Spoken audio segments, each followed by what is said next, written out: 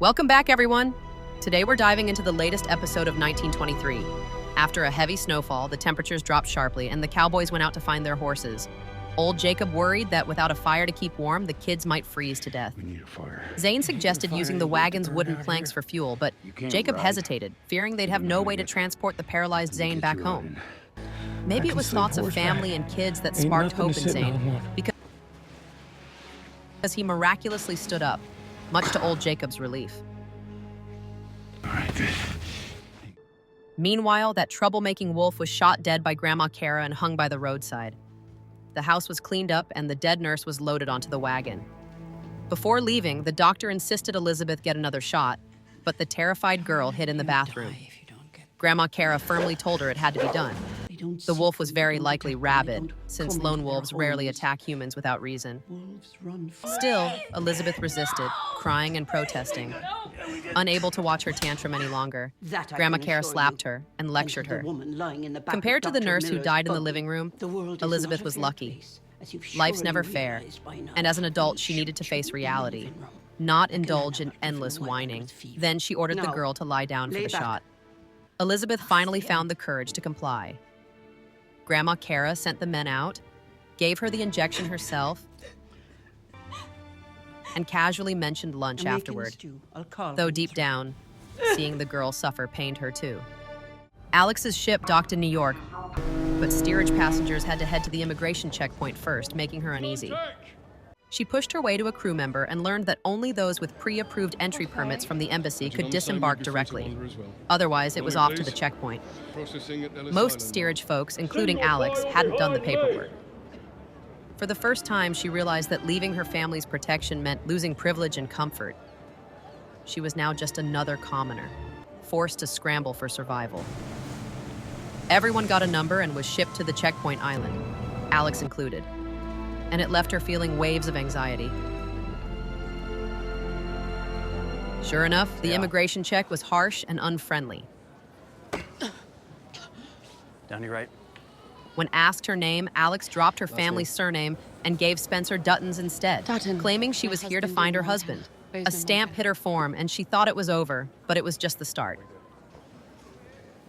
Endless lines, waiting, tedious checks, and constant stamping followed. Then came the physical exam. A sad, pregnant woman nearby complained she'd been denied entry because she couldn't work while pregnant, instantly filling Alex with dread. A tall male doctor ordered her to do simple movements, then to strip for inspection, which humiliated her deeply.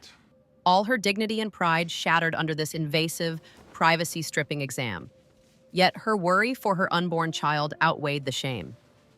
To pass and protect her baby, Alex swallowed her noble pride and complied.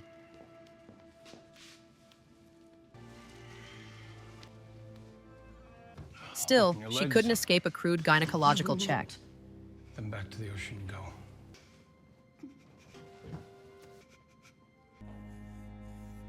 You're pregnant. After they found she was pregnant, she was handed to another male doctor, feeling less like a person and more like a piece of meat, poked and prodded at will. Did you know you were pregnant? When the lifelong shame of it finally ended, she was let out, sensing a part of her soul had died on that table, leaving only a broken, pained version of herself. She was placed with the pregnant women, some bleeding from rough exams. Do you have any food? A woman beside her asked for food and, when refused, rudely snatched Alex's papers, smirking that immigration officers took bribes, cash or otherwise, implying Alex's high morals would soon crumble for a permit. Looks like you've already been trading with some lucky bloke. Furious, Alex slapped her and grabbed her documents back, resolute she'd never stoop so low. When her turn came, she entered to find the officer adjusting his clothes. Proof the woman was right. This job took stamina. Have a seat. Arrogantly, he demanded she prove her worth, saying America didn't need beggars or prostitutes, only survivors with grit. Walks with a slight limp from some war wound received. Alex said she'd find her husband, and they'd run a ranch together. And his family. The officer scoffed, doubting a ranch owner, even a crippled one, would let his pregnant wife cross the ocean alone in steerage. Alone for a month, with the rats and the peasants. Alex fact, I would snapped, say this is the railing least against the perverse, free I have inhumane ever felt immigration in my process. life. Its clash with freedom's ideals and its inspect us thuggish like nature, cattle. leaving the officer's Saw face it. red and green with shame. Donated to raise money for the platform, your statue. During the education check, she recited a biting, sarcastic poem. Re-examine all that you've been told and dismiss that. At the end, Which she declared if they insults. wanted to deny her, fine. Lipstick on She'd your leave neck. with dignity. Shockingly, the officer stamped her papers. She'd made it to America. Though the road ahead was uncertain, she'd conquered the longest part. On the bustling streets, Alex bought a map from a newsstand. The kind old man told her Grand Central Station was uptown, warning that the route was unsafe. He advised her on protecting herself and her money, suggesting a cab, and even flagged one down for her.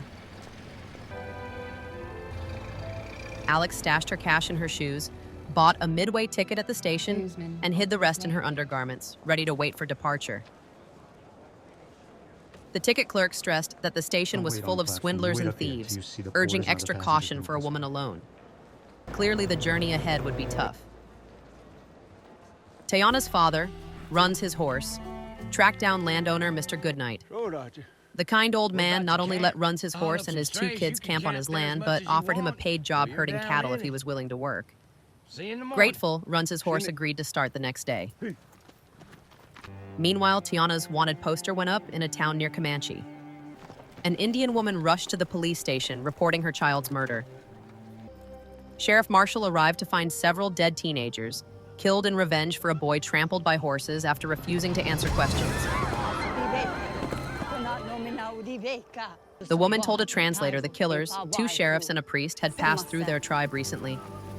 Marshall knew who was behind it. Soon, Indian men arrived, tension rising fast.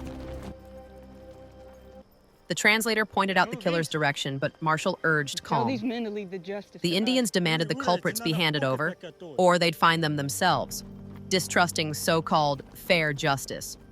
The priest and Sheriff Kent reached the Texas area.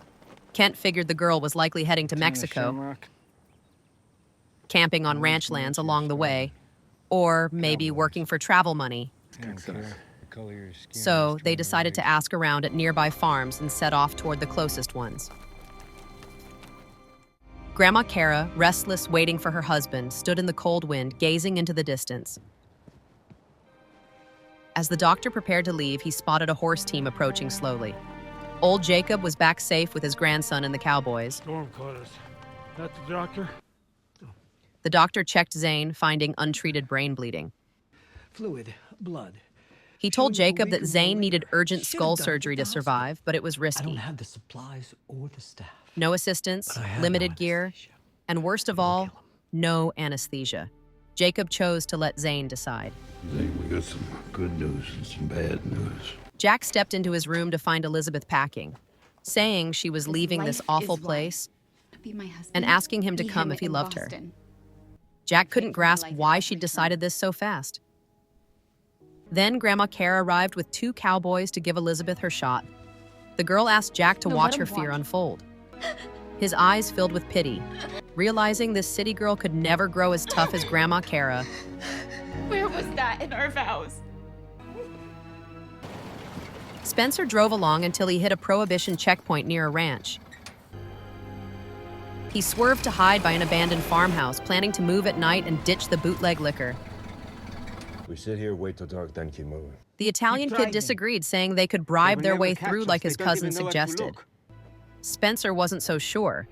What if they didn't take the money? He didn't want blood on his hands or to die over a few crates. We sit here, wait till dark, then keep moving. The kid pulled a gun, but Spencer disarmed him in a flash. He warned the You out of kid your this mind? opportunity was a death trap. This isn't sharing with you, this is getting rid of you. His cousin was just using him as bait. Spencer two gave him choices. two options. Head to the Walk train with me to the station with train him, station, or take drive the on chance to his with the doom. truck. They're my family. Look what you do for your family. The kid, stubbornly set on not letting his family down, took his gun back and left. Soon, gunshots echoed. He'd charged the checkpoint and got himself killed. Some folks' bad luck is their own doing. Spencer escaped, but Alex was now being watched by thugs at the station, just as she'd feared in her letter to him. Their reunion was sure to be rocky.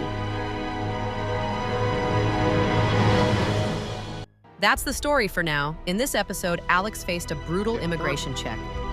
It's rooted in history, but with some artistic flair.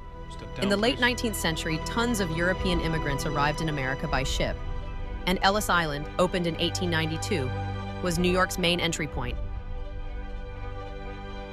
The inspections were real, but the gynecological exams rough enough to make pregnant women bleed, and the blatant bribery by officers? Likely exaggerated. The episode lingers on Alex's physical exam. And honestly, those checks are humiliating even with a same-sex doctor. Let alone here, where Alex had to strip and endure it with no choice. You're pregnant. It's painful to watch. And with a long road still ahead, I can't imagine what's next. Hopefully she doesn't end up like Fantine from Les Miserables, just to reach Spencer. Fingers crossed the writers go easy on her. That's it for this episode. Thanks for sticking with us. If you enjoyed it, please like and subscribe. Your support keeps us going.